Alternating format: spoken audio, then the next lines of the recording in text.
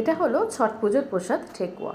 ঠেকুয়া আমার বরাবরের পছন্দ, আমার ভীষণ ভাল লাগে। আর আজকে আমি রান্না করব পালং চিকেন। পালং চিকেনটা একবার এইভাবে করে দেখবেন, অনেকটা সোজা। এটা যেমন ভাত দিয়েও ভাল লাগে, তেমন রুটি পরোটার সাথেও কিন্তু দুর্দান্ত লাগে। আজ আমি তো খাবো এটা রুটি দিয়ে বা পরোটা দিয়ে, কিন্তু আমার হাজব্যান্ড এটাকে খাবে ভাত দিয়ে। আমার মেয়েও তাই, এরা খুব ভাত প্রিয়। কিন্তু অ্যাকচুয়ালি পালং চিকেন বলুন, মেথি চিকেন বলুন, যাই বলুন না কেন, এগুলো অরিজিনালি আমার মনে হয় একটু পরোটা, রুটি এগুলো দিয়ে খেতেই বেশি ভাল লাগে।